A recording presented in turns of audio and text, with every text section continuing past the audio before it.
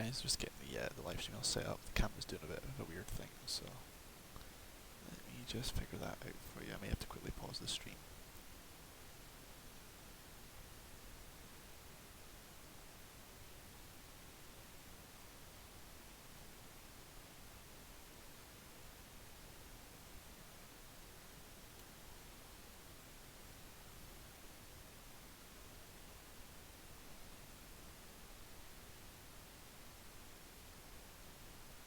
Nice, that's it fixed.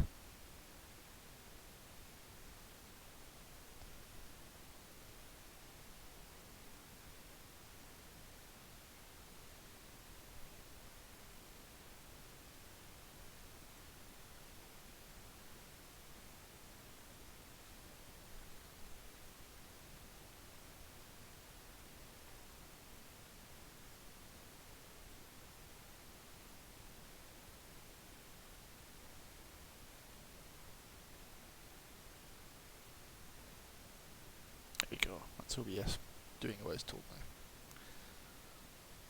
At least I hope it may. Out of the way, let's get Cold Wars on the go. Now you'll notice there's been a version update. As a result of this, my save was fine, but just to catch you up to speed with how things went, I actually that's awful loud. My music's awful loud, I can barely hear myself.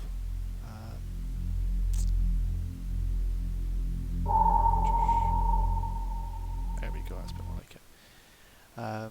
Yeah, as I was saying, in the last campaign, just at the end I was going up against a convoy and I kept on getting my ass handed to me repeatedly. The conditions just were not favourable, so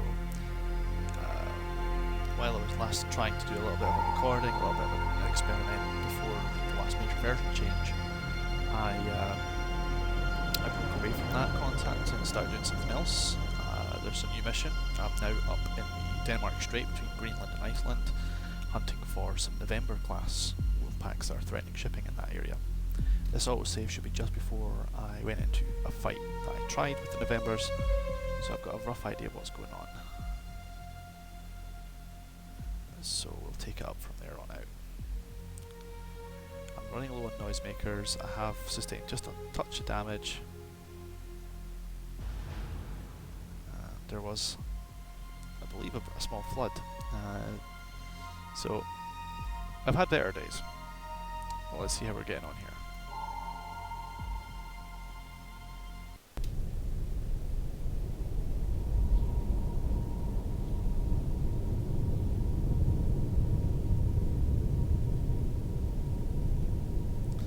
I set these Mark 37s to go active sonar. To then scan for this guy here. Now, last time this was generated it was November class submarines, and it still is.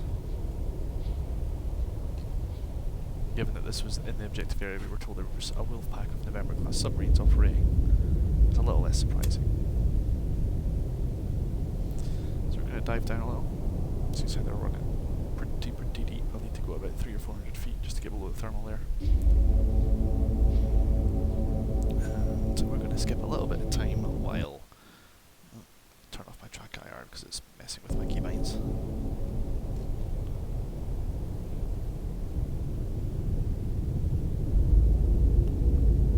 And we can now skip time a little bit with the F9 key, which we could do before, I just forgot about it.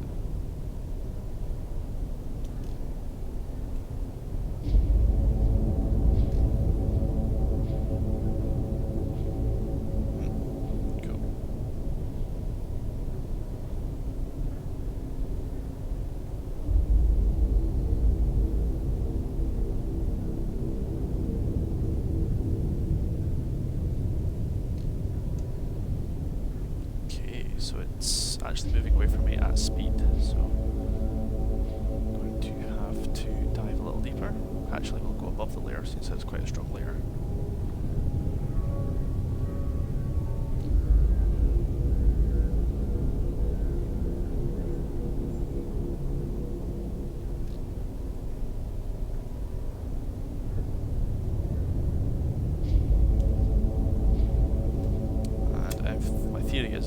above the layer, he should be able to find it harder to hear me at the top on the bottom half of the layer.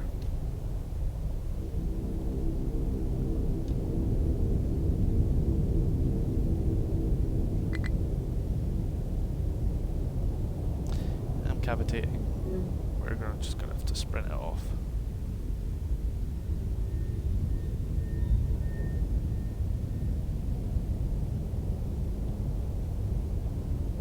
Do we sprint and drift? He's still about.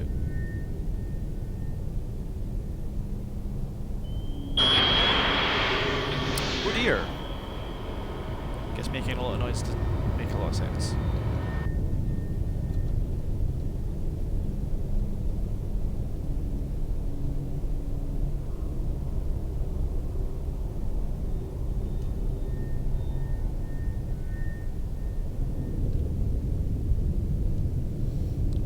Let's do a snapshot, I think. Actually, no. We're going to boogie on out of here. Because evading torpedoes is no fun.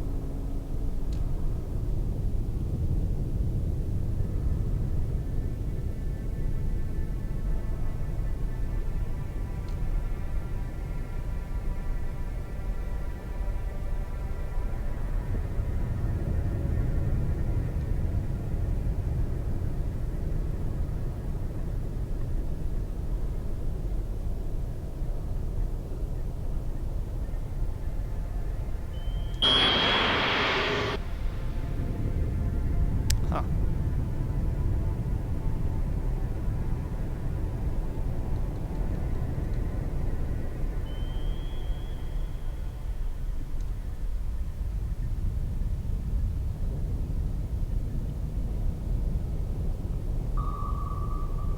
Oh dear, it's got me.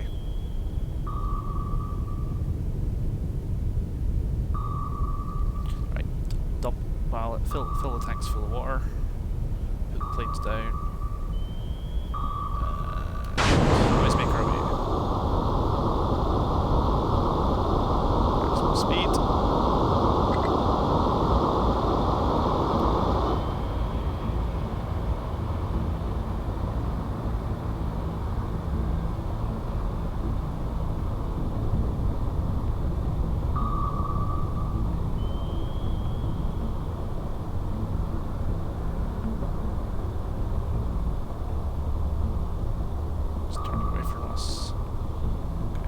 Dive, try and see if I can get out of its cone.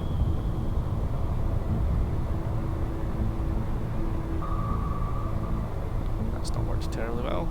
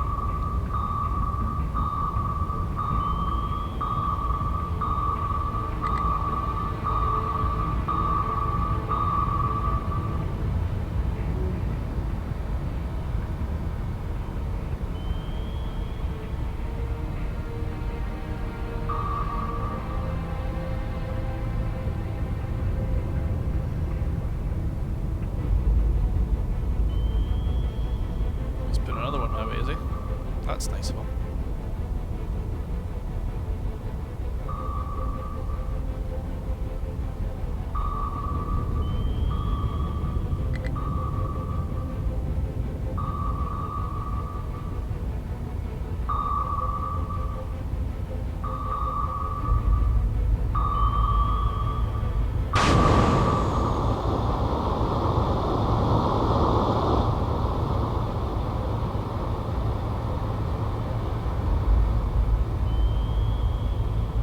This is going to get interesting, now dodging two torpedoes coming at different angles.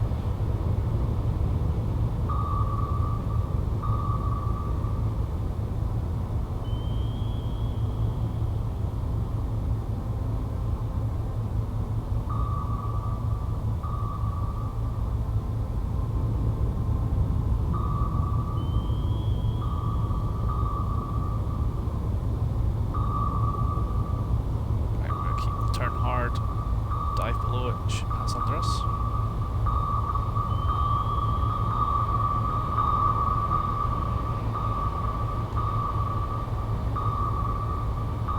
Throw a knuckle on this one.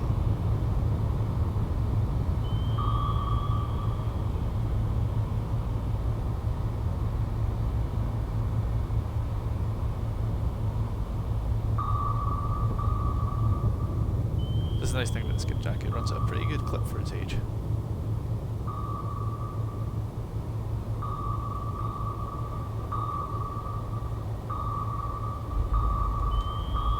Right, all rise the planes. Uh-oh, this isn't gonna work.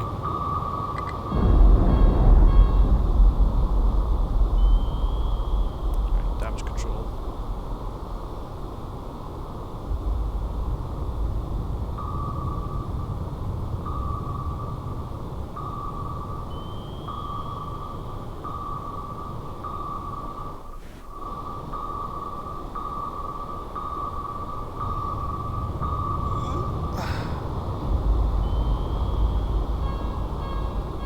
Reactor's done. So I've literally just got the speed that I've got. This is generally considered a bad thing.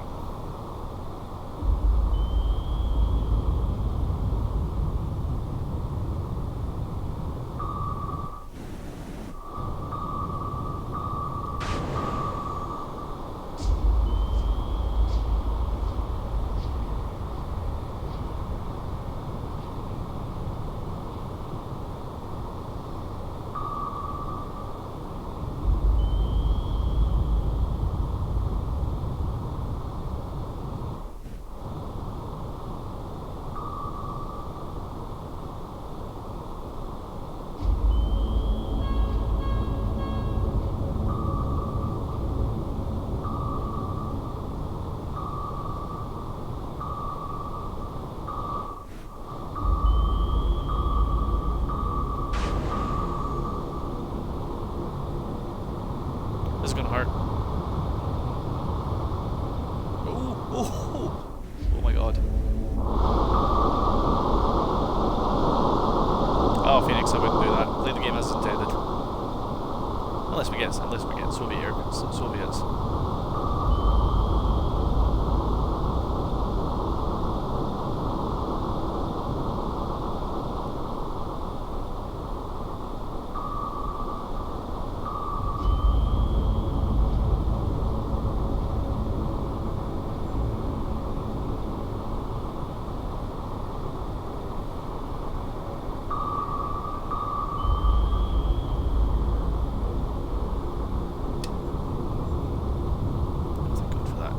Get us moving.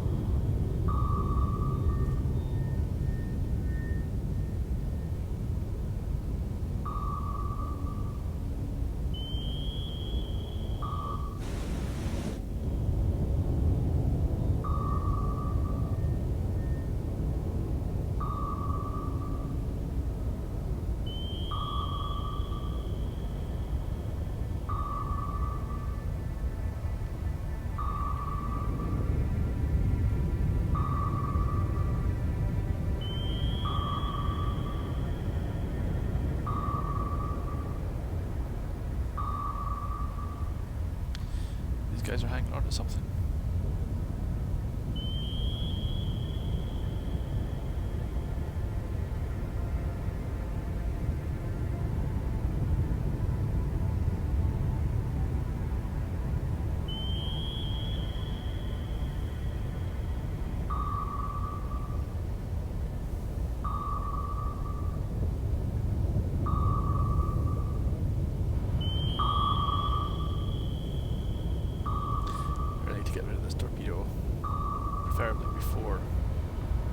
decides either fire another one or...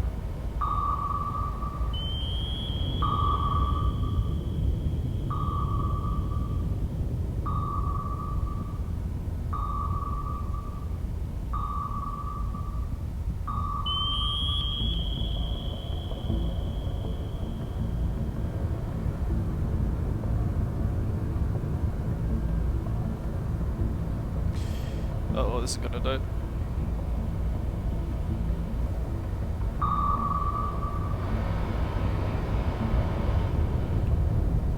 This is gonna be some Red October shit here.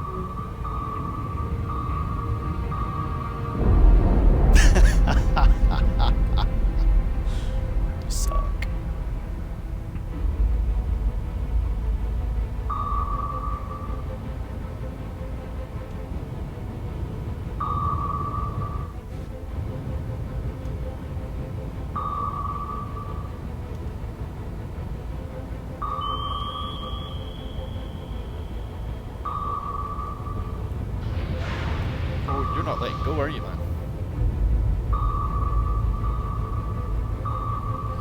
Yeah, I know.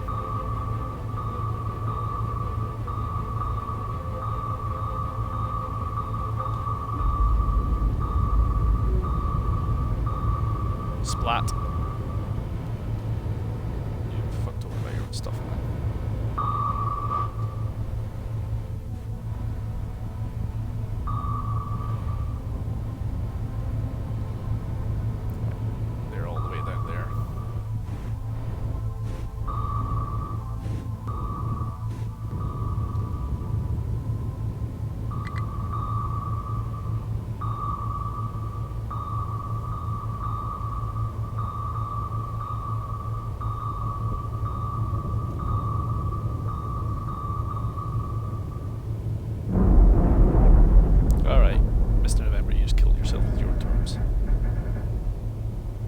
Let's get back above crush depth.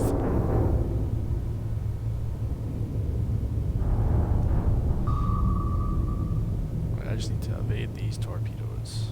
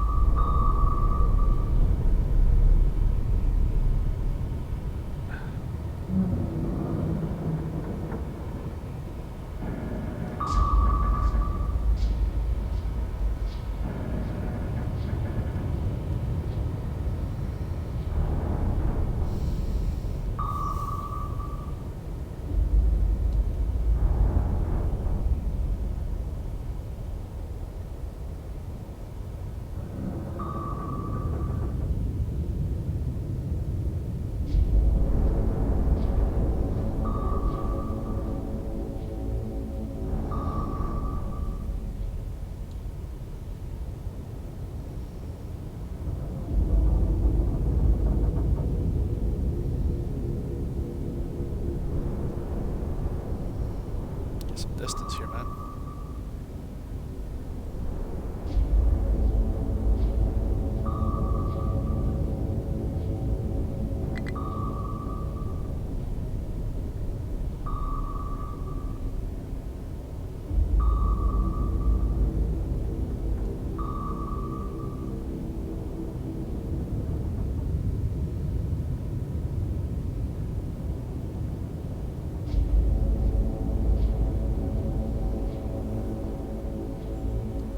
Well, I'm just glad enough the torpedoes are still going for the knuckles in the water.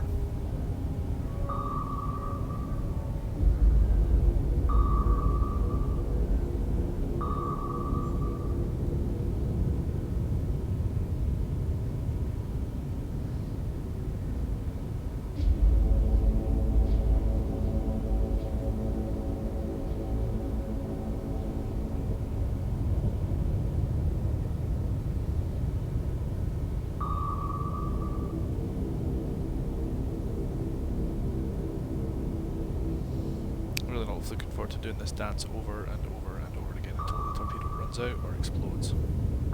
Half an hour of torpedo dancing is not going to be fun.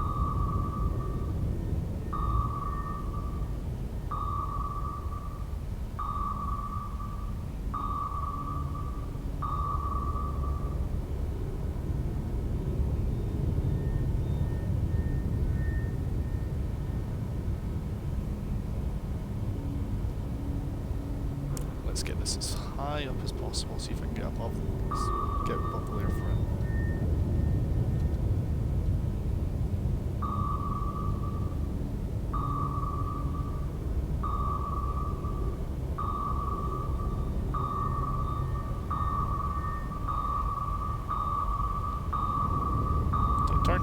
Turn! That should confuse the shit out of it.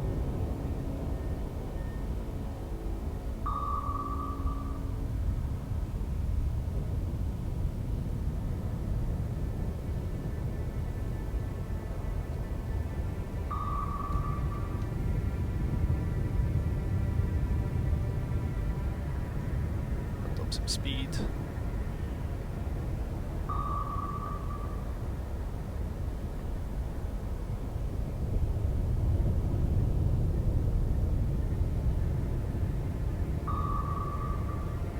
I'm under the layer. He's a country mile off.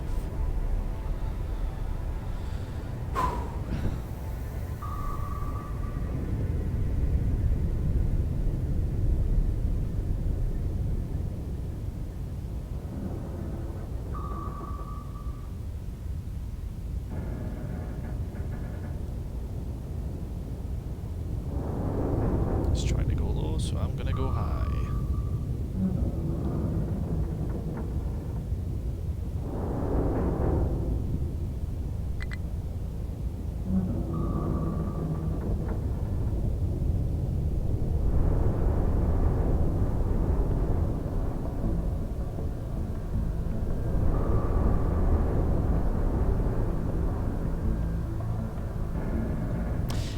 Phoenix, yes, it will be a set 65. It's the 1968 campaign, so it's nothing terribly advanced.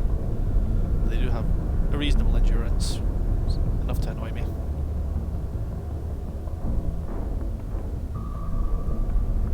It was fired by a November class, if that helps you identify it.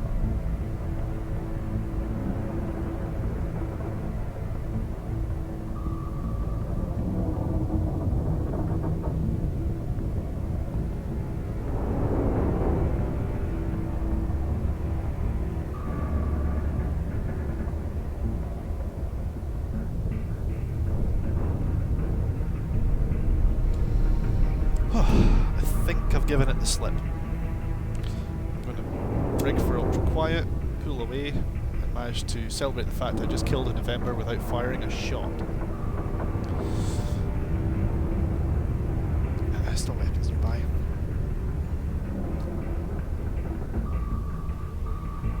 That torpedo's gone stupid. No longer a threat to me. However, I am taking on flooding, which is annoying to say the least. I will probably be escaping back to port for repairs after this.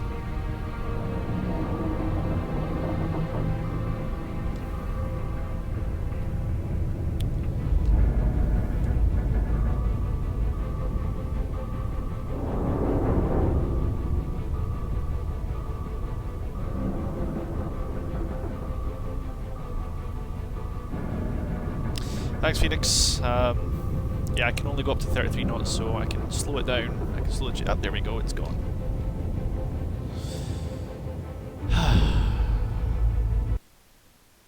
Stand by for new orders. Mission completed.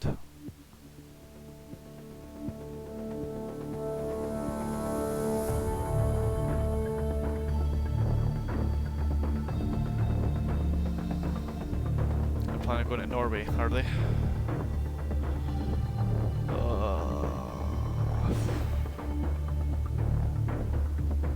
I need to get onto this, but I need to stop by.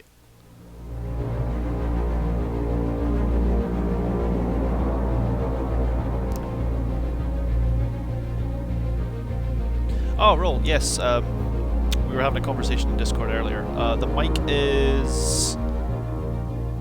I said it was a new sub. For those of you who pay attention to Dangerous Waters, in the last couple of days,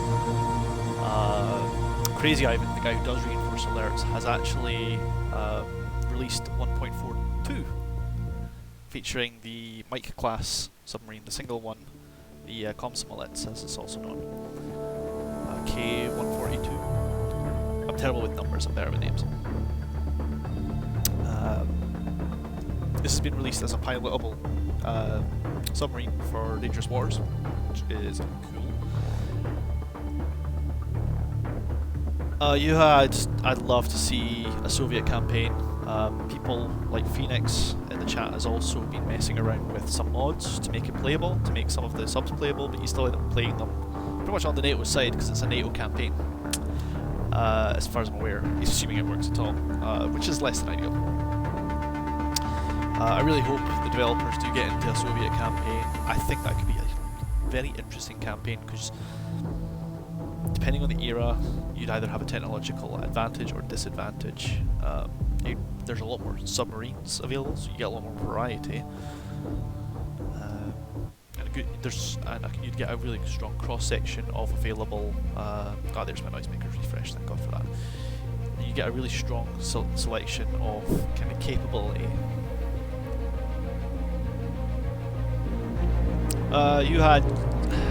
As much as I'd love to see the Typhoon class, which in Russia is known as the Akula, it's an SSBN.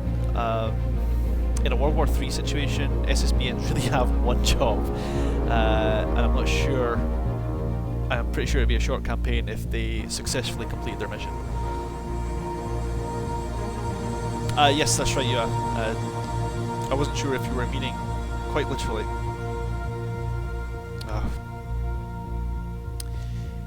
Yes, this is what I was getting at, Roll. If you're talking about the Typhoon class, what NATO considers the Typhoon class, then you've got an SSBN. And like I was saying, SSBNs have kind of one job in a World War III situation, and if they complete that job, it's a really short campaign.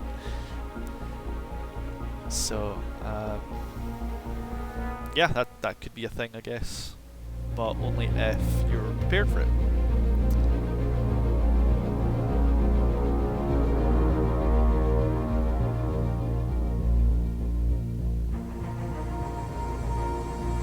I guess they finished a landing craft, that's a bit annoying.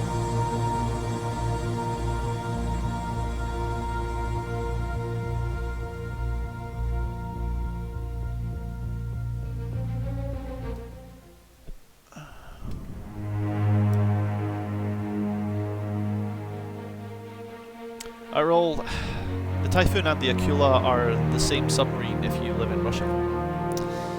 The Akula is the Russian word for pike, which is the classification they give to their SSBNs. We call it the Akula class, thanks to a monumental, confusingly big cock-up in terminology back to the Soviet Navy days when we didn't quite know everything that we had.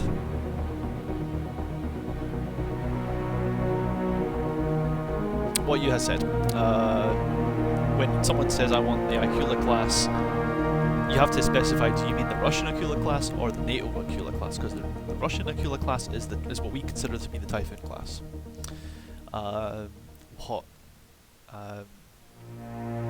If you mean the NATO Akula class, then you mean the attack submarine, which, as awesome as it would be, is really just an upscaled Victor 3.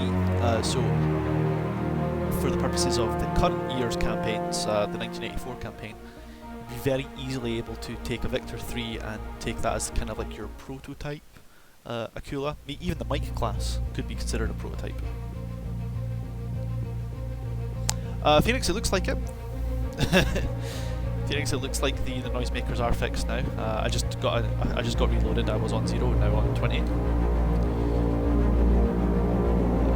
Oh, I just blundered into something at 26 knots. This is not going to go well. So we're going to take maximum closure, so I got time to slow down. See if I can pick up my contact. No problem, roll. That's the fun thing about this community. We like to teach each other. I don't pretend to know everything either. Phoenix 1.01b is now live officially. It's no longer beta, so if you let Steam do its update, it'll probably overwrite whatever modifications you've done, but you'll get the same version in effect anyway. So if it's just a missing text file, fine. But if there's other things they've done, then you may actually kind of want to let the patch do its thing anyway. Most likelihood is, though, that they've just fixed that line, because, like you said yourself, it's a fairly simple thing to fix.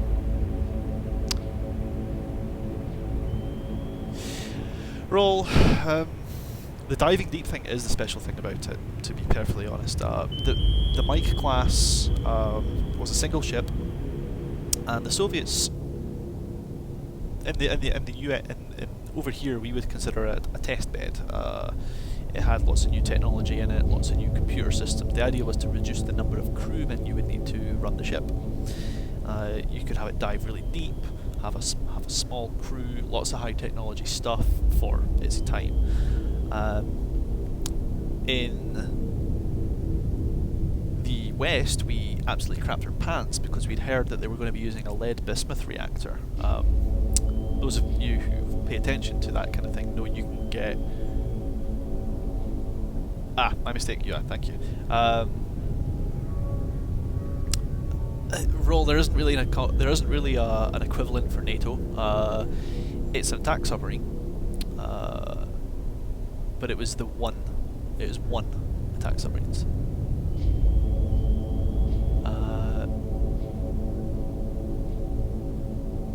So the Russians wanted to test a whole bunch of what they considered to be new technology at the time. They wanted nice new electronics, nice new computer fire control systems, all kinds of Gucci stuff, which is understandable. It's the 80s, you want to upgrade, right?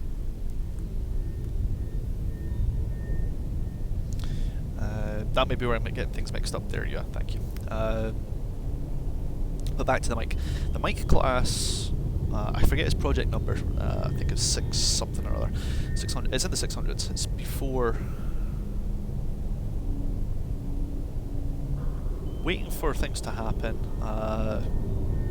The Russians, very famously, the Soviet Navy had always been kind of behind on computers and technology. They weren't really super advanced for that sort of stuff. A lot of that research was more going in on the Western side than the Navy side. The Soviets have a lovely affinity for mechanical stuff, and they weren't really a big fan of electronics. Computers were a means to an end for them. The Mike was going to have new computerized system. Was meant to have lots of computerized systems, lots of really cool things to reduce the amount of workload that was going to happen. The plan was it started off as a research bed, but the Soviet Navy being what it was, they wanted as many submarines in the Atlantic and in operation as possible, so they made it an operational vessel. We thought over the time it was going to be using a lead bismuth reactor, as I was saying earlier. Now, I'll spare the technobabble because I don't understand it fully myself, but from what I understand, lead bismuth reactors, if you can get them working and stable, are extremely powerful for the size that they have to work at compared to the standard reactors we see in submarines, which are pressurized water reactors. You would have, if that was correct, they were assigning the Mike a speed of over 40 knots and depths in excess of 1,000 meters or nearly 4,000 feet. They got the depth right because they correctly surmised that the Soviets were using titanium, not just an alloy, not just in places, they were doing the entire hull in titanium. That's an expensive thing to do, so there was only one made. In its first batch of trials, while they were putting it through its paces, the captain at the time was given a commendation for going above, for exceeding 1,000 meters in depth. That's pretty deep.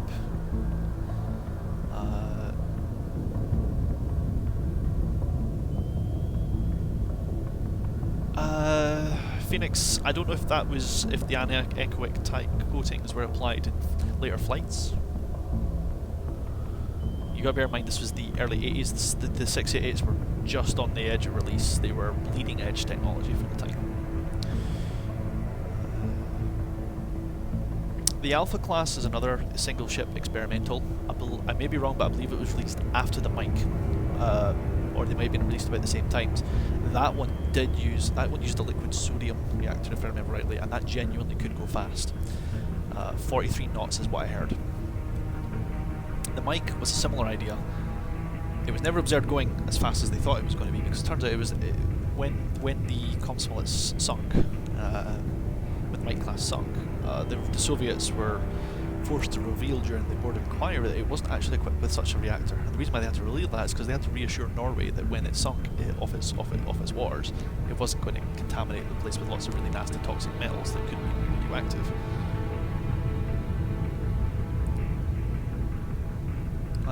Yes, it's a lead bismuth reactor, or it was either it was a sodium-based reactor. It was a liquid metal reactor.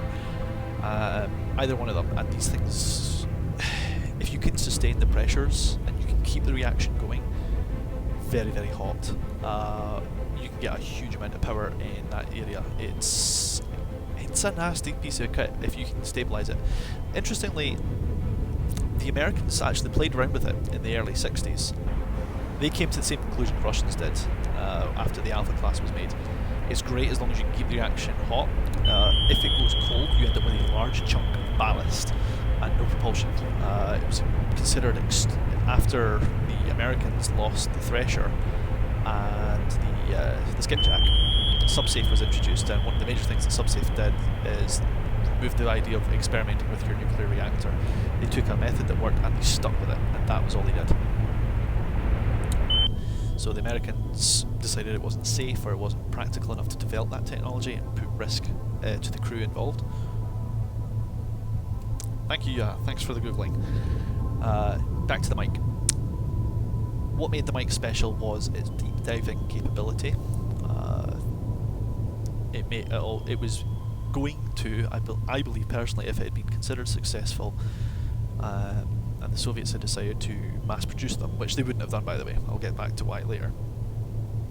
But if they'd been able to do so, they would have had something that could dive as deep, if not deeper, than the Typhoon class SSBNs, and it would have been like a submarine escort.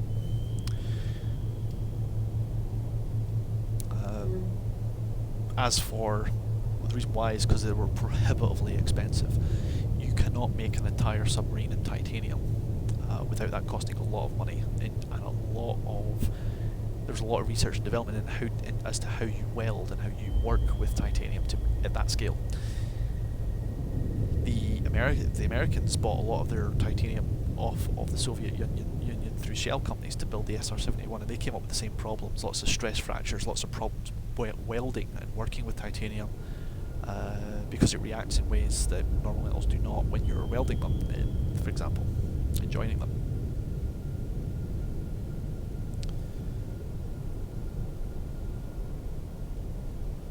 Well, you'll have to write to the developers, Phoenix. Point out their error. It might have been done for game balance purposes, because if the 688 was as ninja quiet as reality would have us believe, there's a very good chance it would have a distinct advantage over and above normal compared in 1984 for a campaign.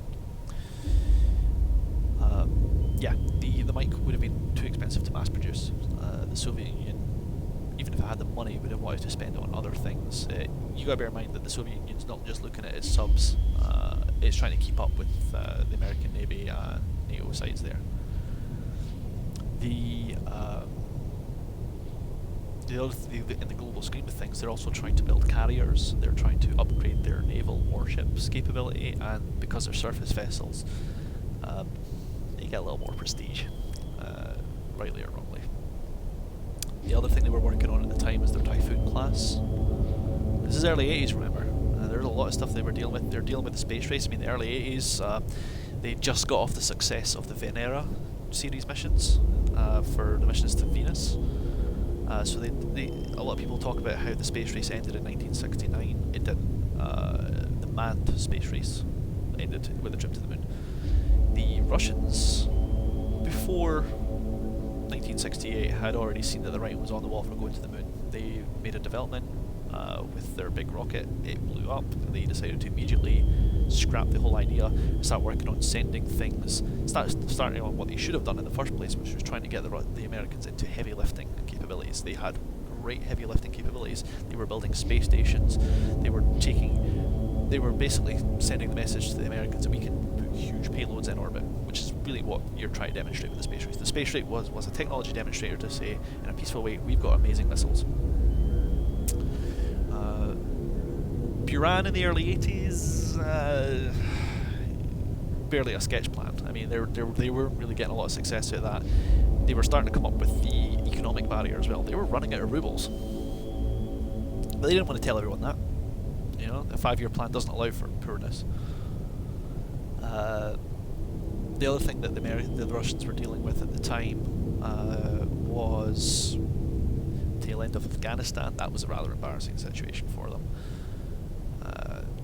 They're also dealing with trying to renovate their army. They're building T-80s and they're working on T-90s, and they're finding trouble with that kind of stuff as well. The Navy, the entire military for the Soviet Union was going through a lot of changes at the time, and the Mike was a research vessel. They got turned into an operational vessel because they wanted to put as many submarines in the ocean as possible, so that if the balloon went up and nuclear war started, there was loads of it that they could just literally flood the SOSUSnet with a huge stream of submarines in the hopes that a couple would get through and maybe most of them would be boomers. The Mike would have been fast, it would have dived really, really deep, so it would have been great for escorting some of the deep diving SSBNs.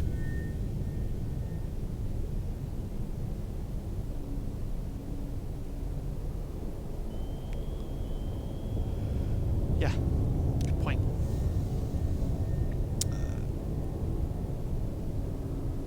So yeah, the reason why I like the Mike is because it does have a very interesting history, even if it was a short history. Sadly, it caught fire.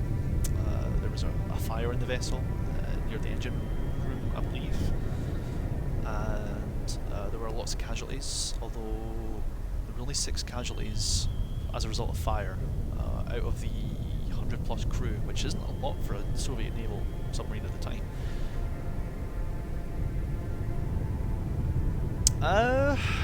RWD, the Soviets' philosophy wasn't so much that they knew they would lose some through accidents. You got to bear in mind the very big difference, culturally speaking and philosophically speaking, between the Soviet military and the American military. The Soviet military did not have to answer to its people. Okay, the American army, the American military specifically did. The American military lost 2 vessels, and SubSafe was initiated.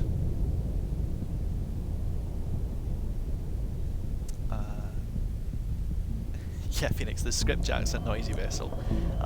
It's from the 50s. That's why I like using it, because you really need to know what you're doing, especially if you're using Mark 37s. Yeah, RWD, culturally speaking, saying that they knew they would lose some through accidents, I don't think they knew they would lose some through accidents. They just have a different philosophy to it. Yeah. And if you have a look at the history of the Russian history from just before the First World War, when they were an imperial, they were an empire, to the point where we're at in these storylines here, where we're talking about not caring about how many nuclear vessels get blown up or sank. Close enough is good. Close enough is good. Every time they worked on making it nice, making it pretty, making it amazing. It didn't work. But every time they threw quantity at a problem, hundreds of millions of men, thousands and thousands of cheap stuff, every time they've done that in a war, they've won. Every time they played for quality over quantity, they lost. 1904, when it was the Russian Empire versus Japan, the Japanese Empire. The Japanese Empire didn't have the most amazing kit. They were still learning all that shit. They didn't have the most amazing tactics. The Russians at the time were considered to be world leaders. They were a world superpower.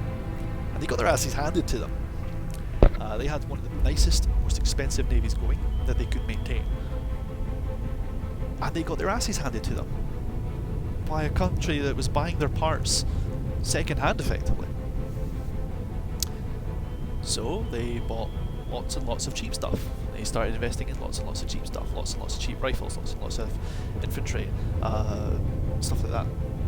Yes, the Narwhal is an interesting vehicle. The Narwhal is it's not the right era, but it's the nearest thing to the Mike. It was a one-off piece of equipment that was started as a test bed and was found to be pretty clever. The Narwhal is your beta version of the Sturgeons. They came between they came between the Scorpion class, which here we call the begins with P. I'm going to call it the Scorpion class because I don't think we should just strike the Scorpion off the register and change the class name because it sank. It's between that and the Sturgeon. The Narwhal came out, and it was a way of them figuring out a lot of cool stuff. RWD, it didn't succeed for the men. It did succeed tactically. From the harsh, cold glass eye of command, the casualties were awful. They were. But they scored breakout after breakout from human waves.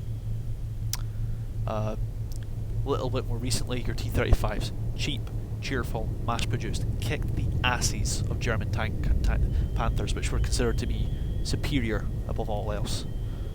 But they got swarmed. They got zerged.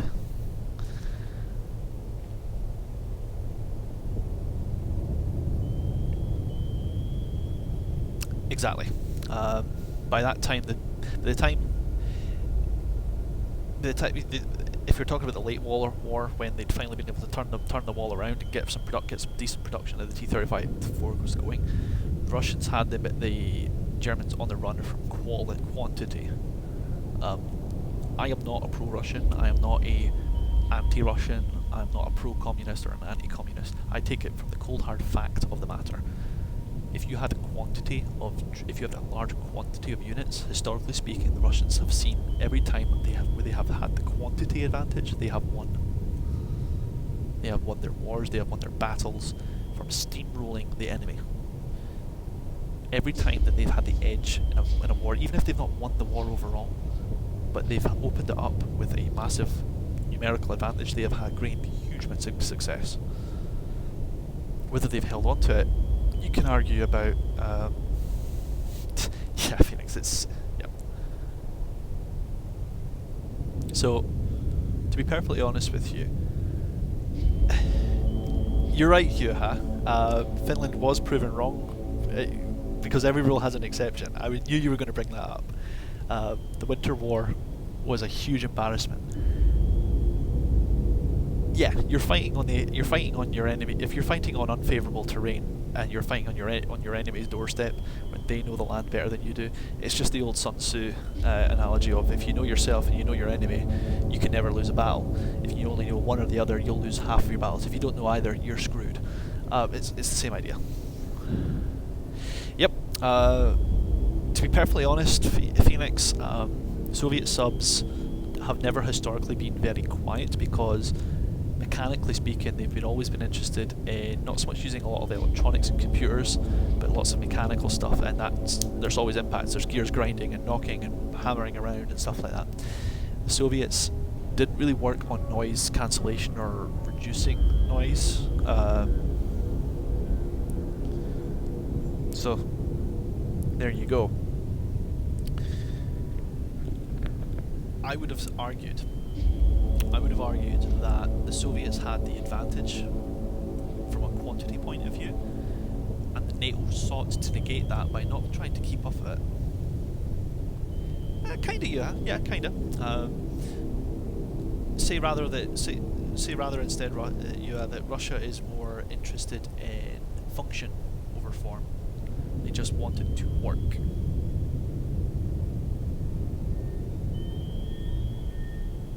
RVD, you sure? Because if I remember rightly, there were about 250,000 men standing in Berlin on the Soviet side. I never said it worked well, it worked well enough. Can't argue with the results. The problem is that Russia historically has always considered men and life cheap. All kinds of people. If you've got a quantity advantage, use it.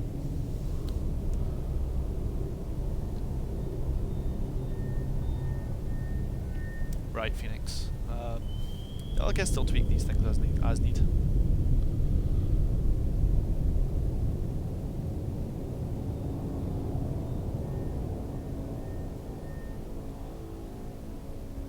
Right, all these guys are still moving past us.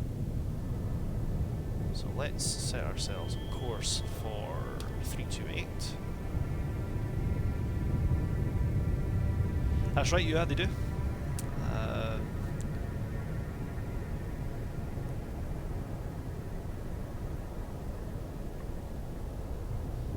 You do need some expertise and some knowledge on how to use the weapons. Don't get me wrong. I'm not going to turn around and say if the Soviets have quantity, the Americans have quality, the Americans automatically have better officers. No, that's not what I'm saying. I'm talking about machinery only. You need a good crew. Okay. The problem that I think the Russians had with their crew, and it's not a statement against the men's bravery, it's not a statement against the men's will to fight or the will to defend their motherland, it's conscription.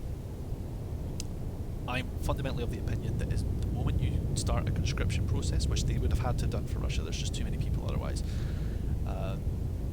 you have a noticeable drop in the quality and training of your men. Because let's say you have a 2-year cycle. You might spend 6 months to a year of that in basic training alone. It's not going to end well for you. It just isn't. Because as soon as your men are trained enough to be able to be put on the battlefield, they're rotating out back to civilian life. You are in a constant cycle where you're spending money training troops to get them to a half-decent point of view, and then watch them walk out the door, because you will probably not be able to persuade them to stay. Why? Because the pay's shit. If the pay was that good, they would stay. You wouldn't need the conscription. There's only so much for conscription that you can do to appeal to the men's desire to protect their motherland, for example.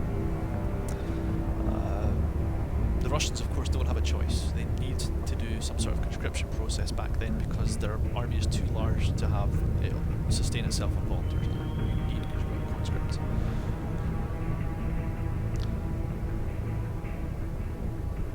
This is another reason why I think the Russians had more accidents, because they didn't inspire. I don't believe that they did enough to make their sailors want to stay in the Navy.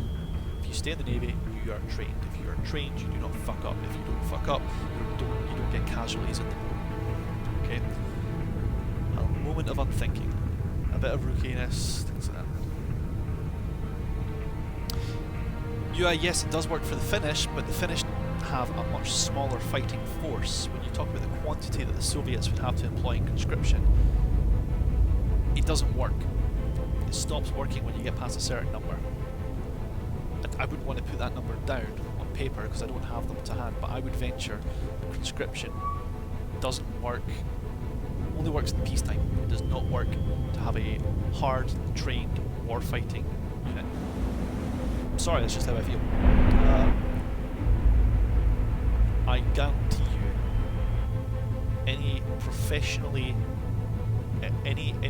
military where the majority of the units are professional will have a much higher training standard than the equivalent unit in a predominantly conscription-based army or military.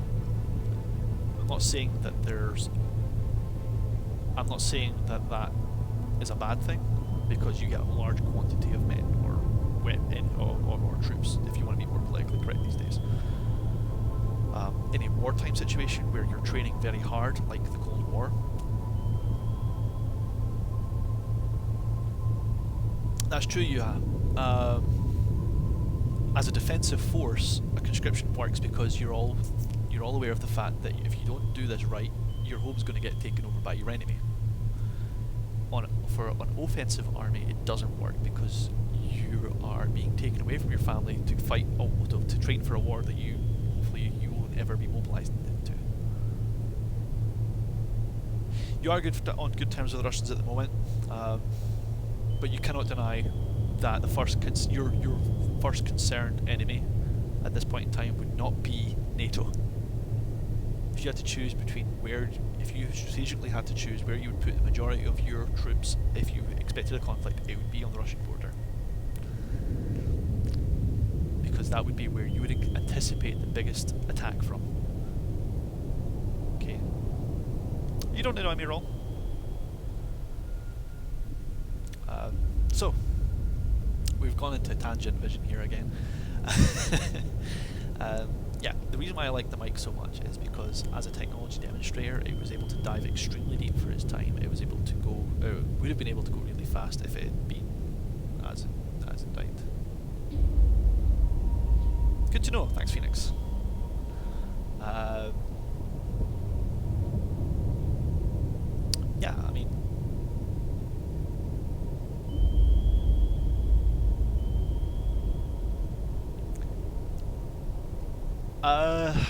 there hasn't been a changelog introduced. I have asked a few people who are in the community, and they told me about 1.42, and it's only been out for 2 days.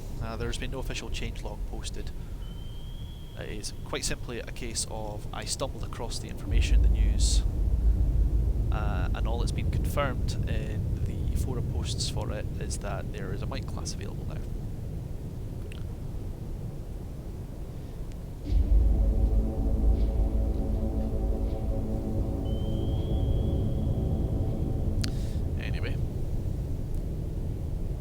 Oh, that'd be nice. I have to figure out something that we can both play, but yeah, I'd be up for that. These guys are tooling along at 20 knots, they're going to break away from me probably. I'm pretty close to them. When they're travelling at 17 knots in my baffles, I'm not that worried about them, to be honest.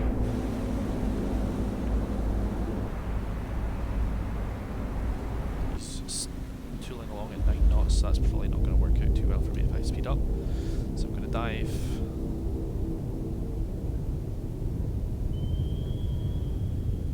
Yeah, you don't have to worry about being bad in multiplayer. There isn't a multiplayer. There is no multiplayer at this point. What you need as a submarine captain, though, is patience.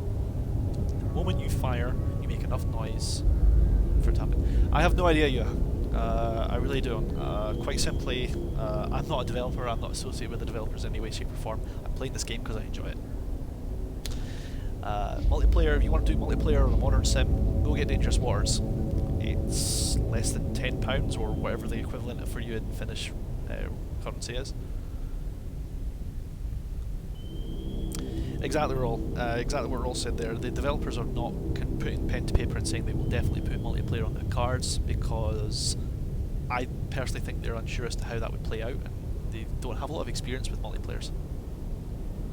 Yeah, everyone will suck at that. 1,000 yards from mad detection, that seems awful large actually. Mad detection shouldn't really penetrate more than 300 feet of water, but I guess if they're flying a set distance above the water that makes that work out, then fine. Alright. These guys never ever go below. These guys are always about 15 knots, so I need to close. So I'm going to speed things up a bit. Phoenix, I'm sure you could. I don't like modifying the game, the game's numbers. It's almost like I'm putting in cheat codes, unless I want to make it harder for myself, which seems weird.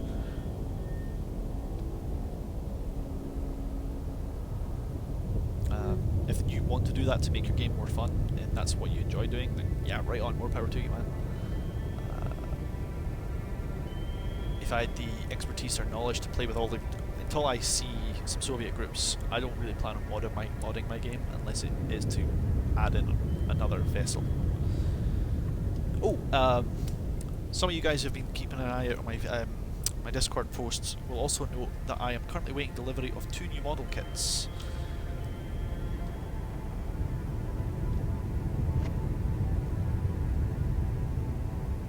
I know, Phoenix, I'm not necessarily hoping to engage these guys, but if I'm going to, I might as well do it right.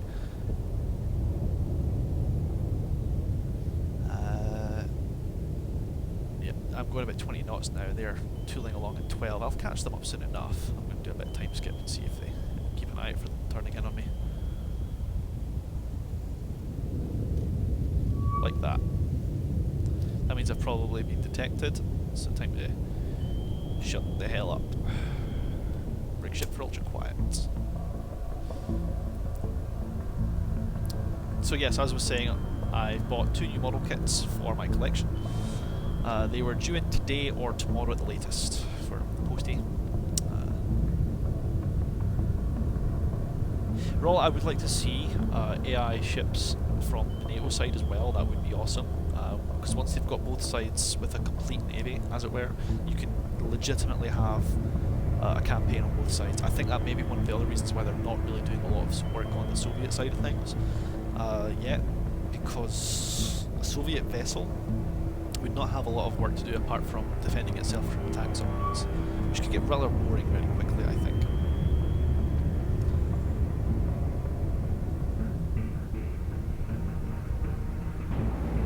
This guy is going at quite a clip, I must say. So, this is the Poti class. Exactly wrong. This looks like more like a torpedo boat, but it's basically a little escort. It seems to have its own. Sonar, apparently, which is what this.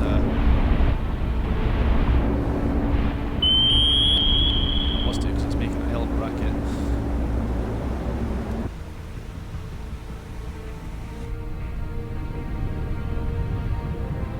To be honest, Phoenix, I never had a problem with the bears in the maze, apart from their ability to be laser guided. I would expect a lot more patrol craft, to be perfectly honest with you. Right, so he's either lost me, yeah, he's cut the engines now. But now that he's turning around,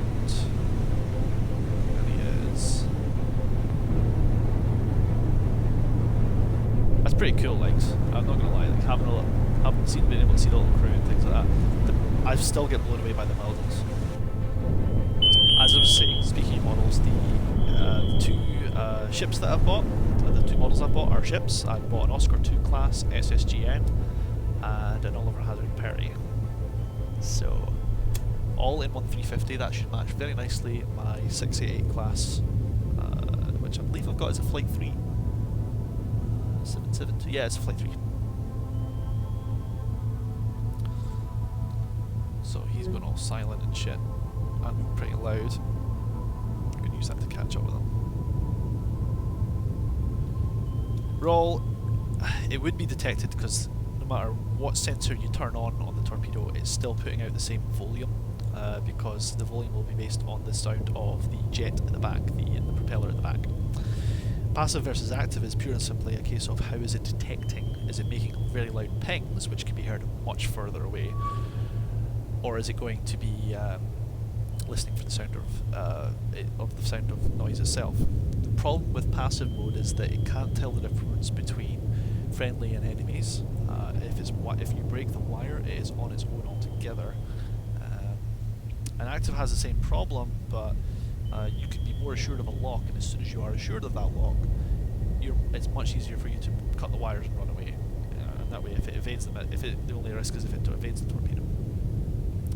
In real life, Mark 37s, maybe not Mark 37s, but certainly the Mark 48s had a defensive measure that has been, if they turned 180 degrees from where they were originally fired, they'd actually turn the sensor off and continue circling around until they were out of the cone of wherever the launch bearing was, to prevent a circular run from and it turning around and killing you. Of course, there's no such thing as a sure shot, but that's definitely helpful.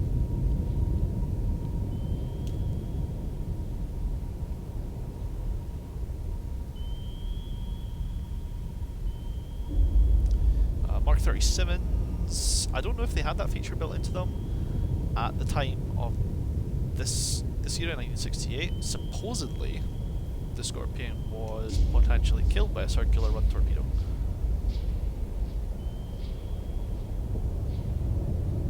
Exactly.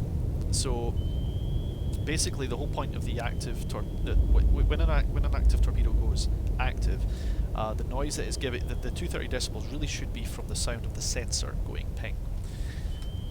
There is no mistaking that noise.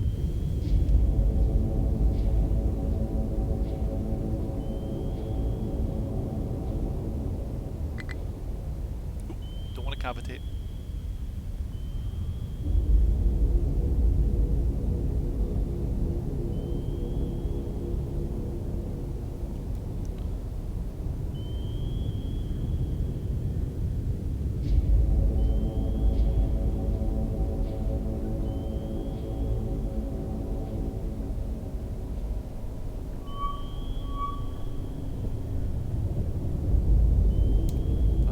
Turn back in. Much closer to me now. Yes, I know the range is 23,000 yards. I'm not concerned about range, but if this thing turns it up full tilt, it will get outrun. So we're going to set these all to be at the surface.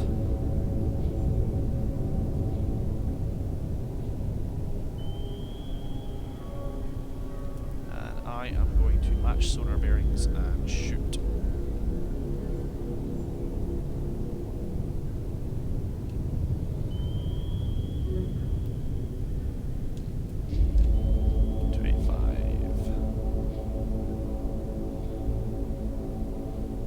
I'm not carrying any Mark 16s. I hate them. Quite simply, they are just useless for me. Okay, I know this guy's going to turn around the moment he hears this torpedo, so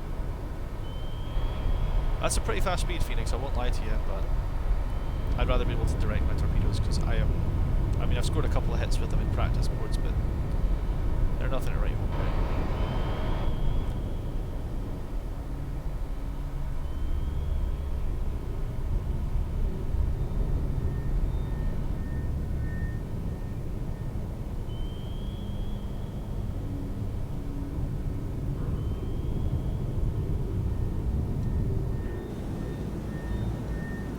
Once this Potee class goes up in smoke, whether it gets to launch that or not, this Riga and this Kotlin are going to turn back in on me.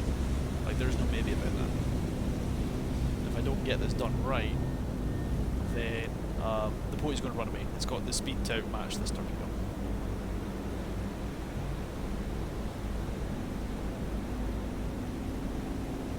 So all I can do right now is just hope that it doesn't detect the torpedo before it goes active.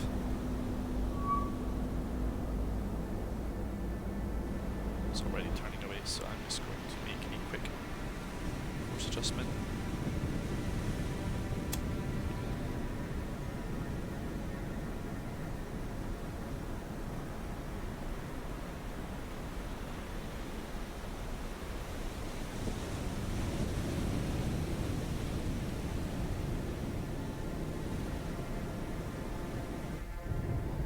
Yeah. Perfectly honest though, I don't want it going active until I absolutely need it to.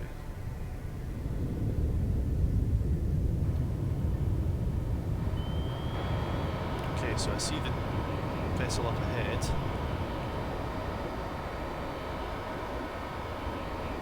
I can't direct it until it goes active, so what I normally like to do is I like to steer them myself when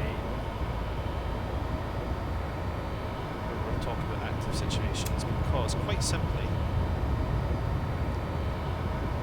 I know it goes active on the waypoint. I like to make some small adjustments here, and then once it goes active I can use my number pad to actually manually guide the torpedoes. So if I see it looks like it's hitting a noisemaker because these vessels deploy noisemakers, which is interesting. Then I can say no, we're going that way. Alright, it's going to go active very shortly. I'll set it. I'll command it to the surface more or less straight away. I wish you could like really like hard guide it up to pop up from below it, which would be amazing, but that ain't going to happen anyway, so you just have to deal with. Alright, torpedo's going to run hot. There we go. So I'm just going to leave it at that point.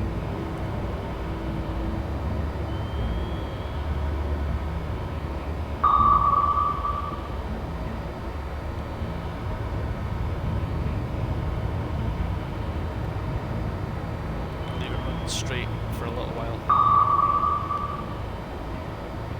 I'm not playing around with the torpedoes that way. If they weren't able to do it in real life, I'm not doing it here. I'm pretty sure a slower rate of pitch is moderately accurate. Well, the Potey's turned into it. That's an interesting tactic.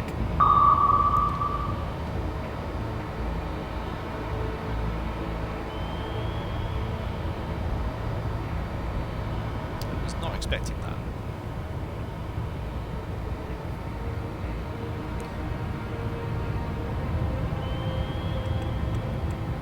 Ooh, the stream's just disappeared. There we go.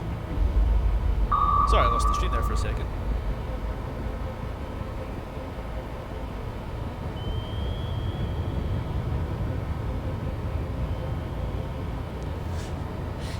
Felix, I don't see the fun in that. That's not a challenge anymore. If I wanted a laser beam, I'd fight Cold Waters 2161. Alright, we're probably going to get a weapon acquire very shortly.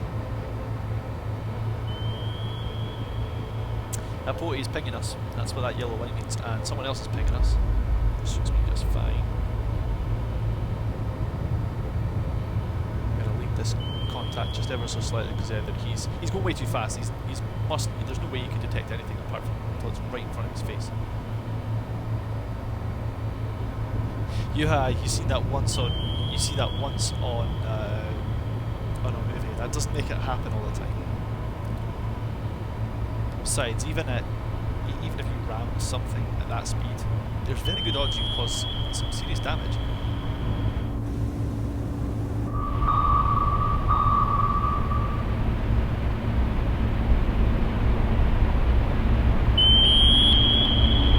There we go. It's gone hot. But look at the speed. It's 35 knots. It's just zooming away from it.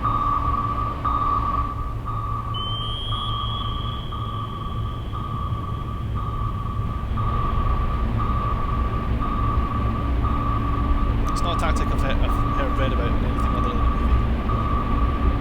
Just if you ram a torpedo, even in air, it's going to cause some nasty damage to the bow. I'm assuming it's not a tactic I'd want to employ. Okay, that one's gone hot. We may as well cut the cord, fire number twosies, because he's now caught in a shit sandwich now.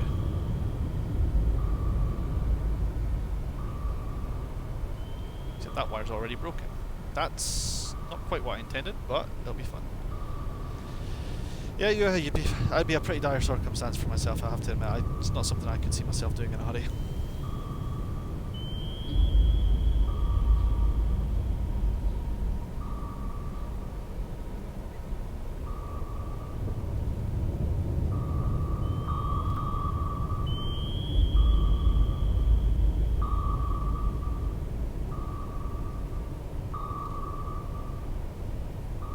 No, I don't know why I think so. I've got the wire. I shouldn't.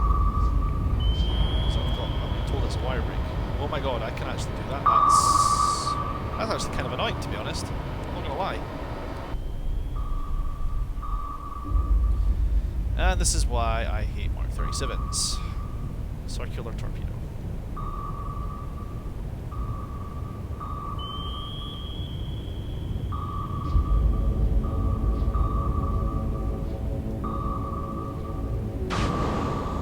Supposed to go at the surface, you fool.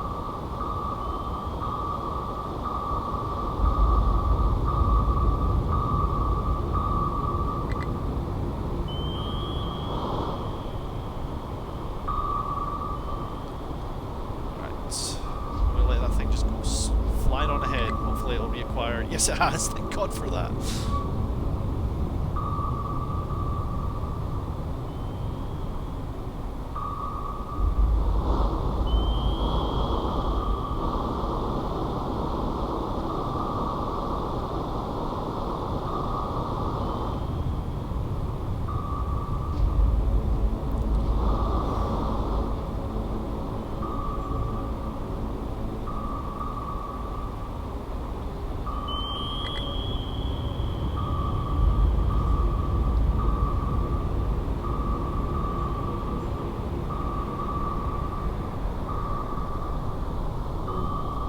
Well, I'm probably going to get killed by my own torpedoes. Karma's a bitch, right? Are you kidding me? They both decide to go towards me. That's just frustrating. That makes me sad.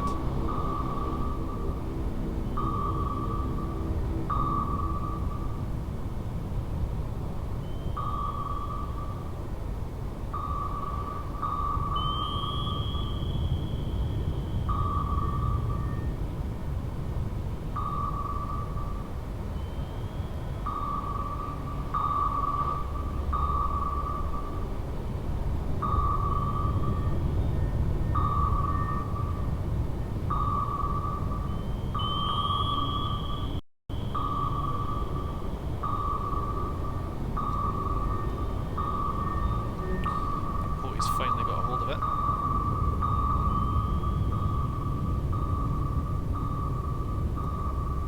Splat. Got him. Fucking God for that. Not quite the way I wanted to do it, but I'll take it.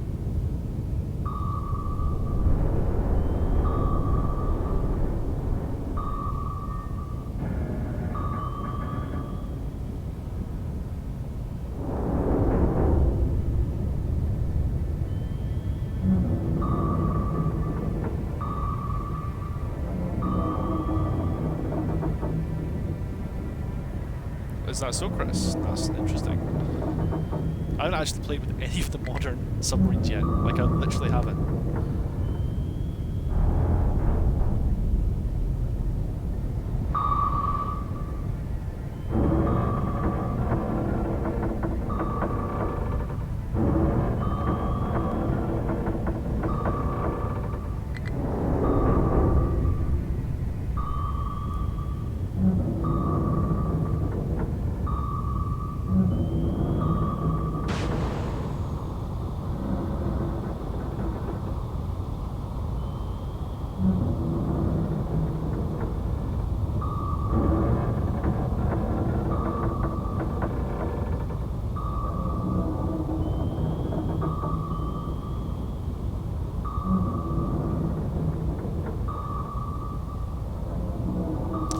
Yuha is 1984, so I don't think you'll see them. You could potentially model them later if you want to do like a later campaign, like a 90s or a later campaign. There isn't going to be Seawolves in Ohio classes in 1984, mate. Sorry. I would be extremely surprised if such a thing happened. I don't even think they're modelled. Shouldn't really be flight 2s or 3s, to be honest, but if someone wants to do that, then that's up to them, right?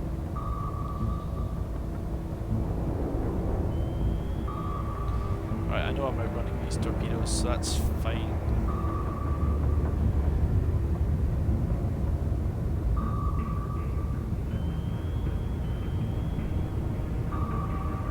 That thing is running full tilt towards me. Maybe I can bring this. Maybe I can bring this guy its own personal delivery service.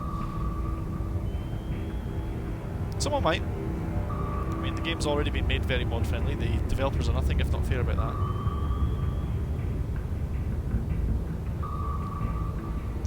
Chris, I wasn't aware that there is an actual a mod that does all the Russian subs, and if there is, I would be very interested to see how it plays out, if it's got its own campaign or anything like that.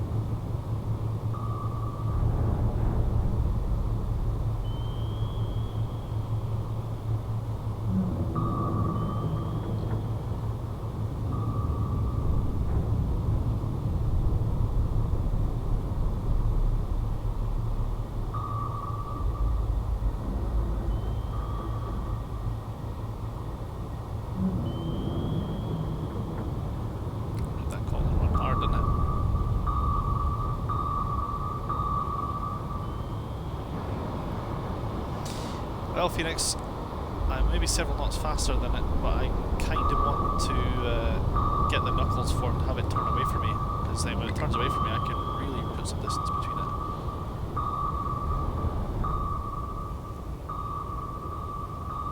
Also, I wanted to slow down to a point where I could deploy a weapon against that Kotlin, because I had visions of it taking this opportunity to fill the place through of rocket-guided depth charges. I figured if I can put something between me and him that's going to hurt it, then that gives me better odds, right?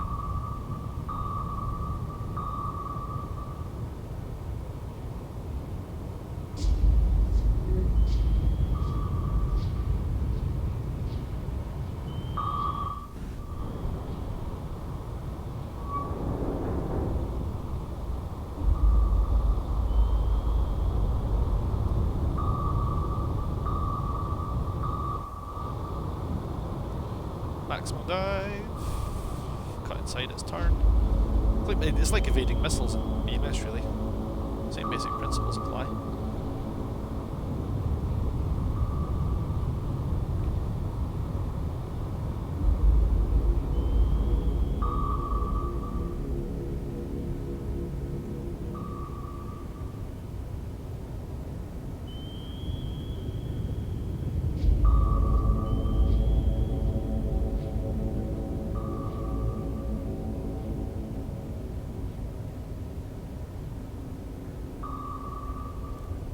Oh shit. Way too deep, way too deep, way too deep. Pull up. Maximum pull, maximum pull. This is bad.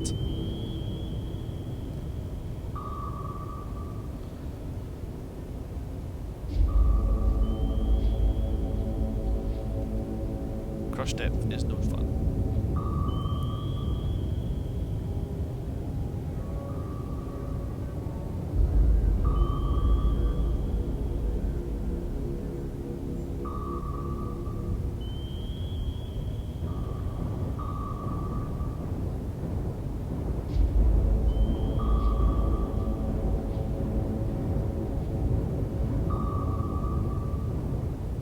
Oh, here comes the torpedoes.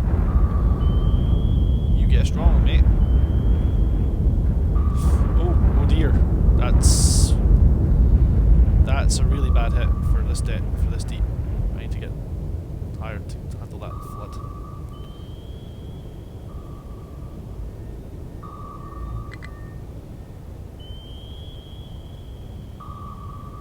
That is some really nasty flooding. Okay, well, so much for that theory.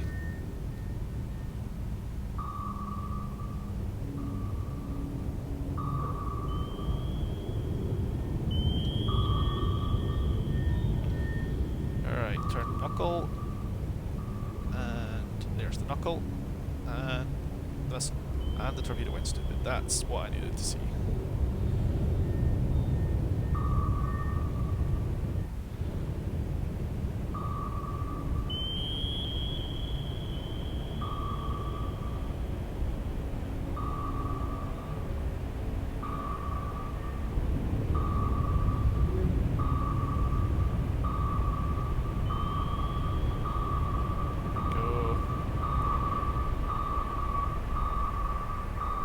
Got a big surprise there, didn't you?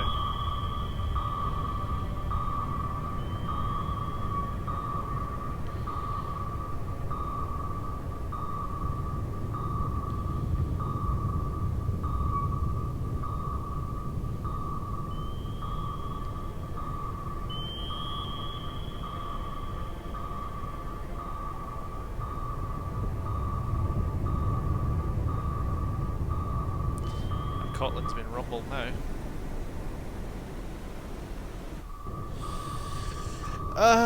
Roll, I would expect the Trafalgar class and the Trenchant class from the British. That was really dumb. I should not go away with that.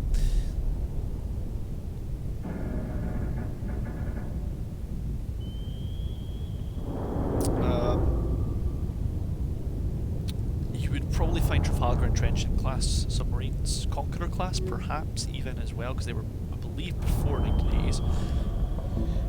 In terms of French. I'm not as up on the French subs as I could be. I'm not entirely certain what they'd throw at us. But I do know that in the 60s, the 70s and the 80s, the French certainly had nuclear submarines.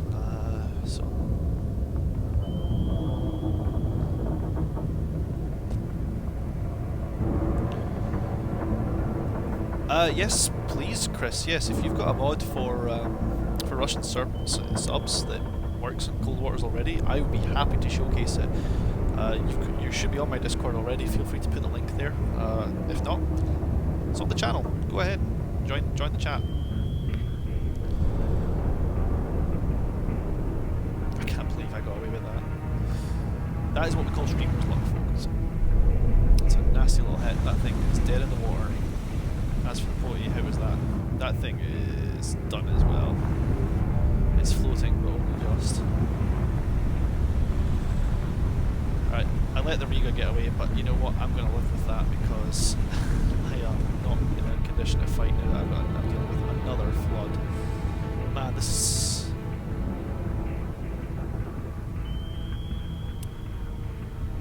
Oh, the subs! You want me to give you a shopping list of submarines? I can have a look at that for you too, why not?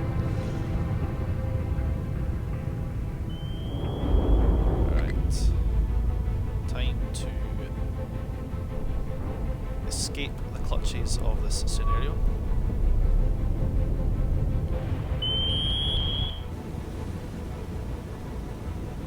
He's understandably sailing towards his buddy. So let's go check that out. Because it looks to me that the only way I'm going to get away with this is if I somehow manage to kill everything. So let's get some turning on the go.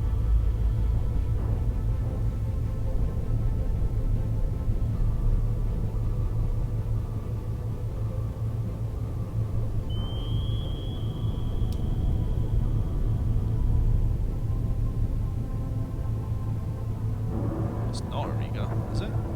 It is, yeah.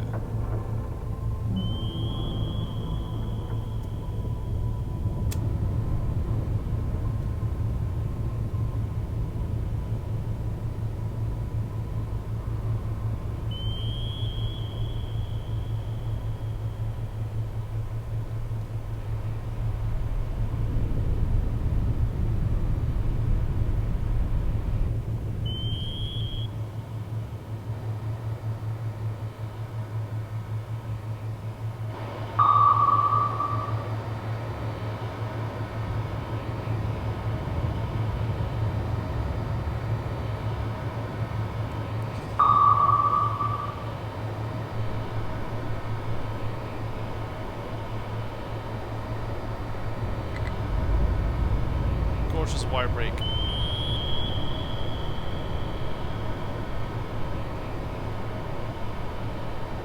Now, if it's going to go circular, I don't mind too much. Take this moment to dive. So that it doesn't detect me.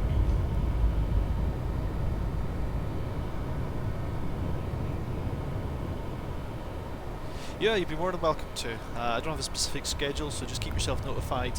If I do a stream, you'll see.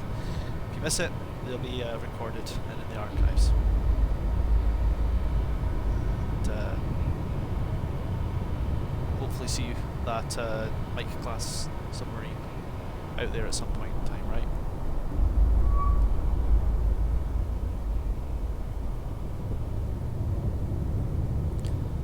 This thing could like stop running circular, that'd be stellar. It's not going to though, because that would make far too much sense. So we're just going to turn into the Riga and throw one up his back end.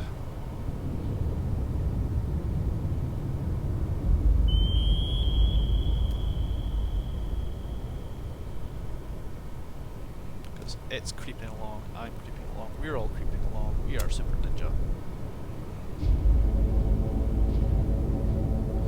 The reactor is full of water. It's going to be very cool. But I'm maintaining depth at least, which is the important thing. Alright, we're going to angle this puppy up so you don't get a wire break too late. Maximum up angle on the ballast.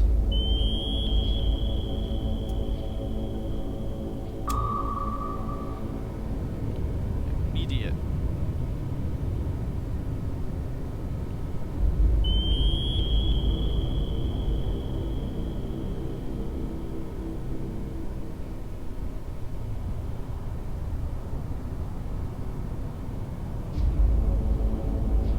Circle this thing around.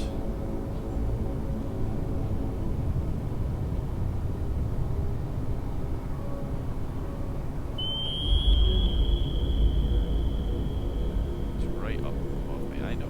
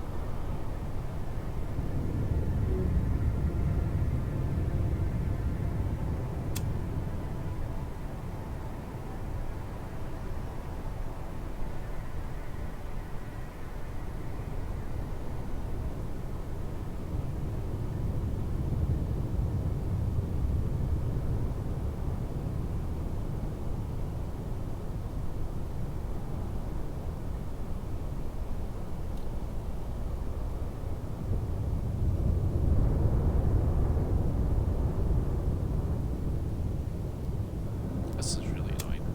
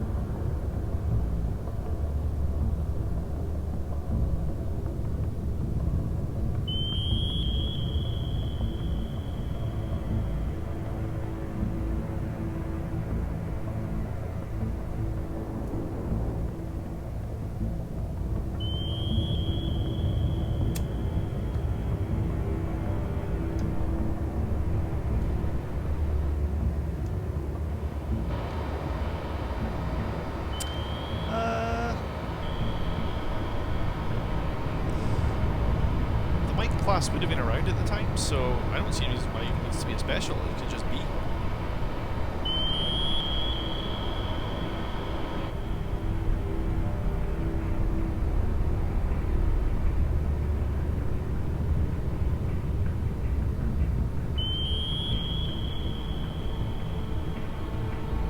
Why is he sitting dead in the water? That's just very weird.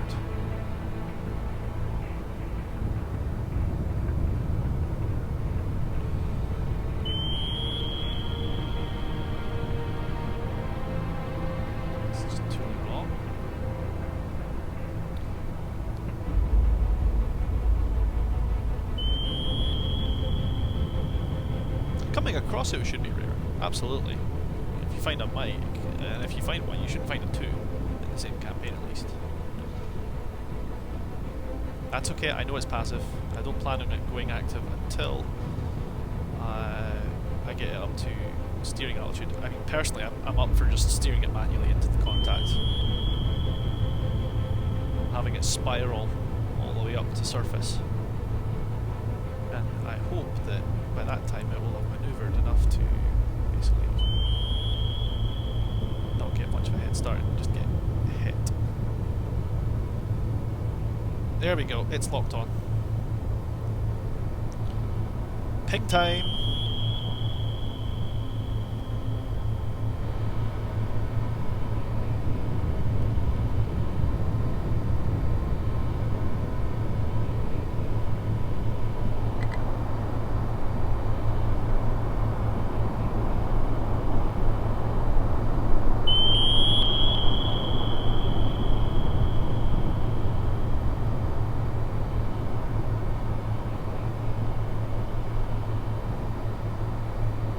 Well, here we go. Bang. Bangarang.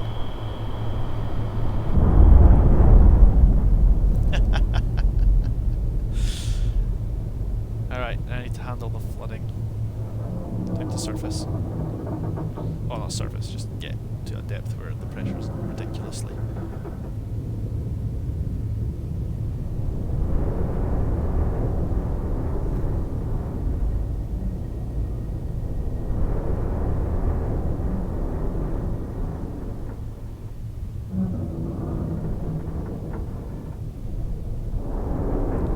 Flooding under control.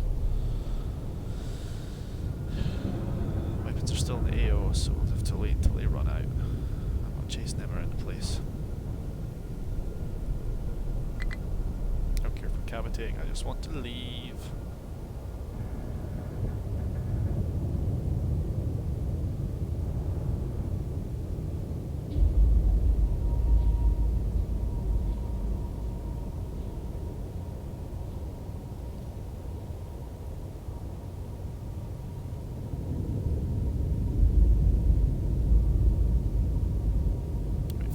Stop.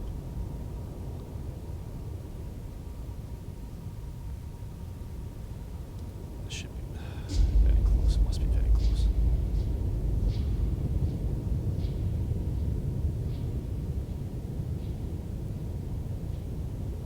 We've got a ways to go yet.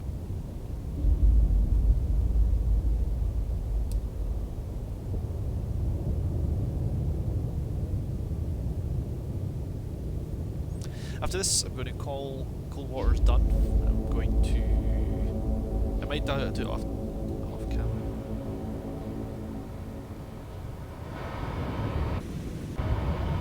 This guy is heading that way, away from me.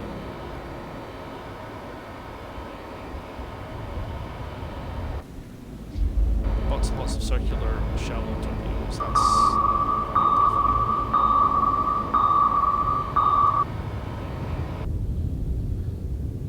There we are, way out of range. Okay. I know it wasn't my mission objective, but I'm not going to get my mission objective because I'm a big pile of scrap metal right now.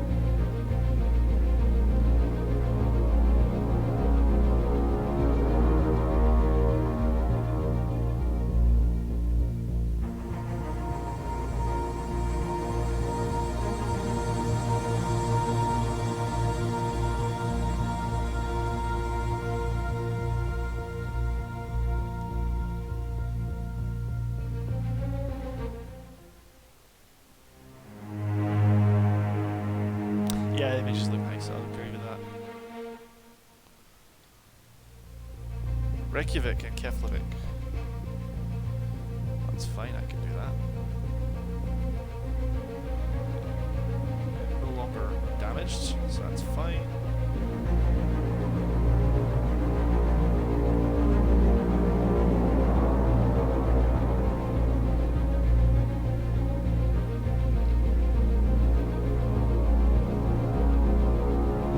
Straight from Reykjavik and Keflavik, I'm going to see.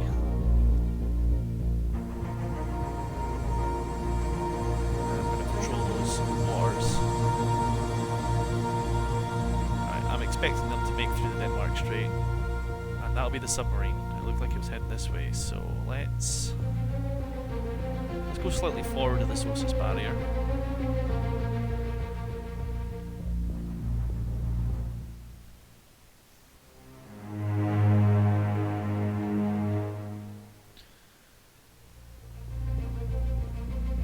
This guy here, I don't like him. He looks like he's being a sneaky bastard.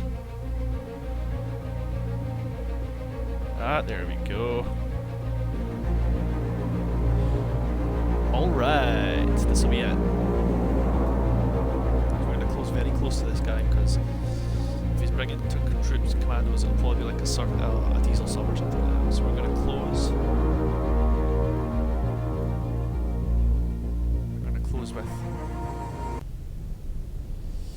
Yeah, it's not going that well. I've failed far too many of these. Right, ultra quiet. I don't have a torpedo loaded there, I don't know, but here we go.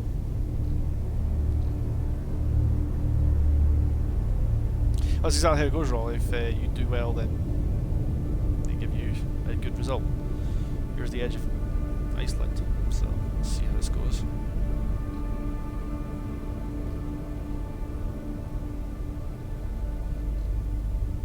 Our vessels nearby, so let's just keep ourselves rigged for ultra quiet. Hello, there we go. Let's get this ID going.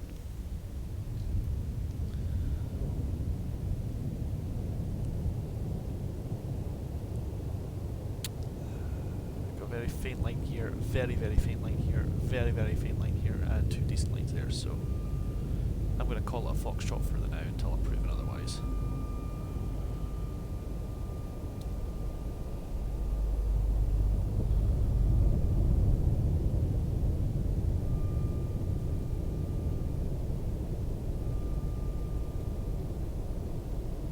I'm going to tool along at an extremely slow speed.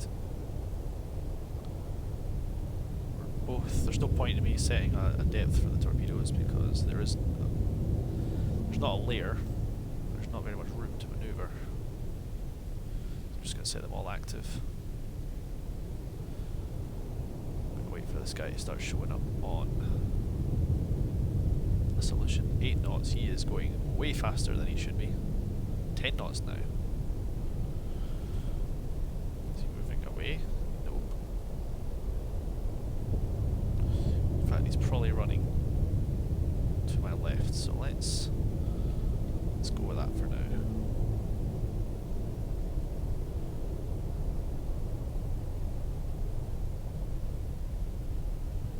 We've got approximate course due west, so that's good.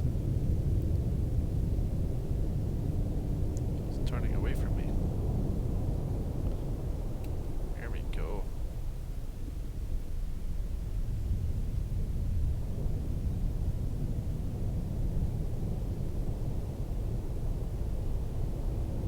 Just make him out there now. Now I don't have a visual unless I've got a decent solution here, so it's not like I'm cheating. The picture on the screen represents my interpretation of where he is.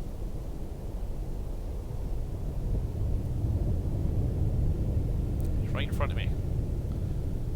Ash sonar bearings, shoot. Tube 1.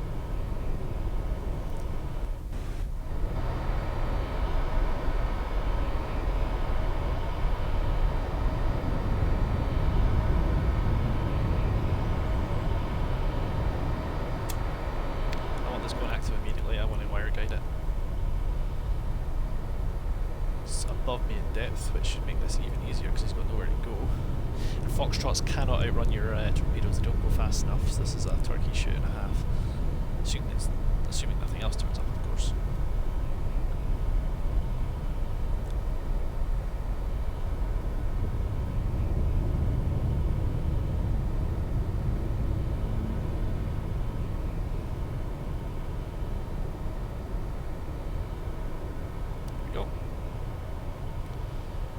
Surface this thing.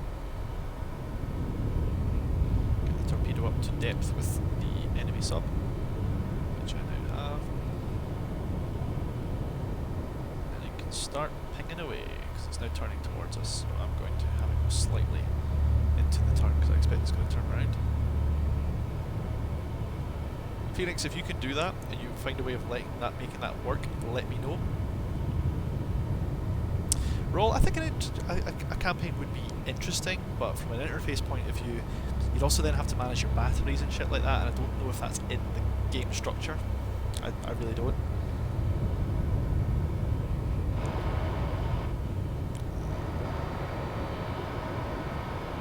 So, I'm not sure if that would work or not. I really haven't. Sorry.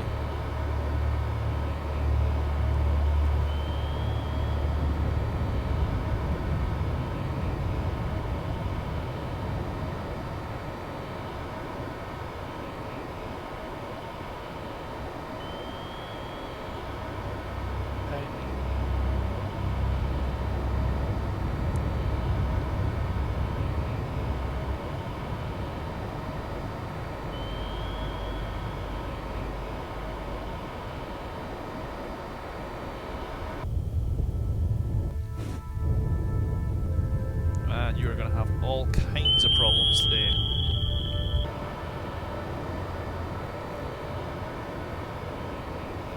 "12 knots, not fast enough. 13 knots, still not fast enough. Oh, you're so fucked. You're so screwed, buddy.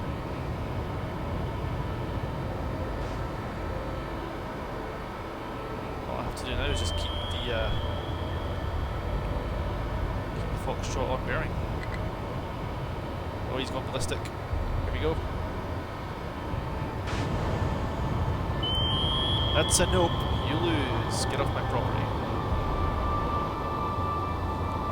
Yeah, Chris, you probably would be more likely to get a 2000 campaign. A 90s campaign would be alright.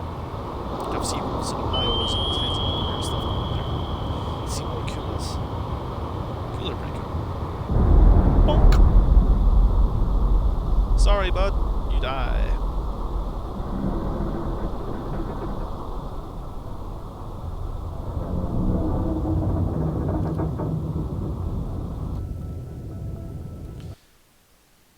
Oh, it wasn't my mission target. Oh well. Bonus.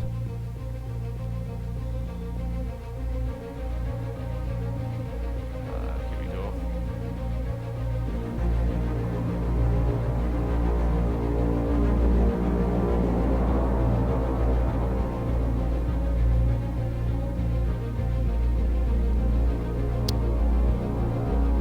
You can dream. Go ahead, roll. I won't stop you.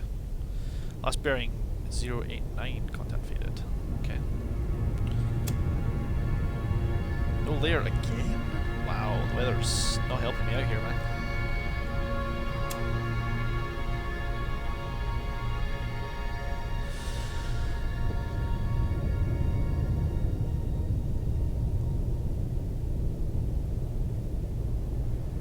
Well, I think the reason, I think the fact that you've put a little smiley face at the end of that tells me you know why we're not having brand new submarines go up against each other in combat in a simulator, because we probably don't have all the facts on them.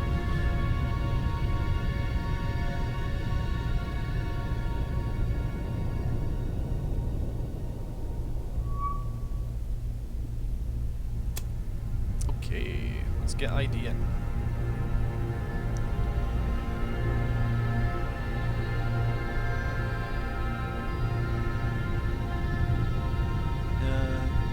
So that's more likely. Very, very faint thin line going on down here. Let's call it a whiskey for now, until proven otherwise. And it's below, and it's above us, so that's good. Once I've got an idea of where it's going, towards or whatever, I can set myself up for the shot.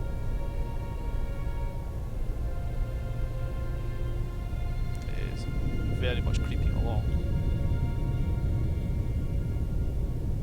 It is closing directly for us. So we're just going to make like a hole in the water.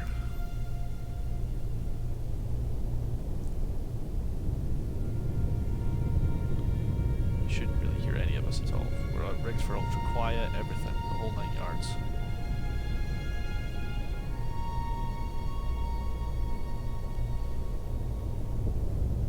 Two 2,000 yards and closing. This is getting risky. There's no way it can hear us though. I'm not going to get a solution in time for this to be effective, so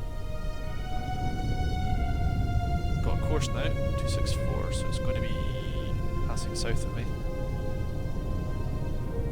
This is about to get interesting.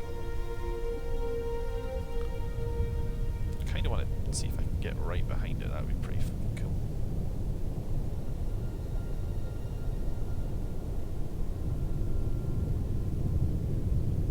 Here it is.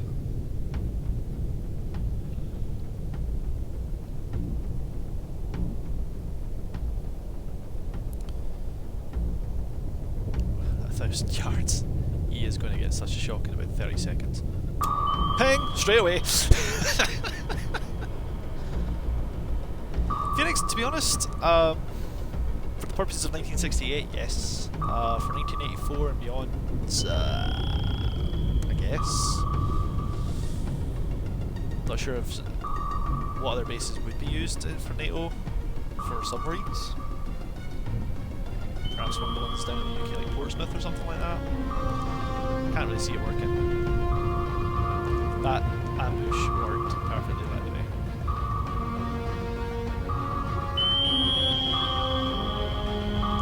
You're so pooched, Mr. Whiskey. Old ships like these are almost certainly going to be full of Spetsnaz. You're about to use every single inch of these two rescue boats. Nope, too late. You failed, sir. You sir fail at submarine.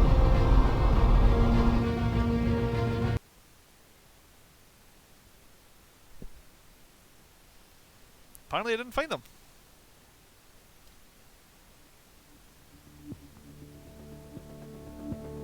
Oh no, further search has been deemed unproductive because I got this one. Alright. And with that, I'm going to call it good for tonight. At least for this. I'm going to load this another tube up so I'm ready to go for the next mission.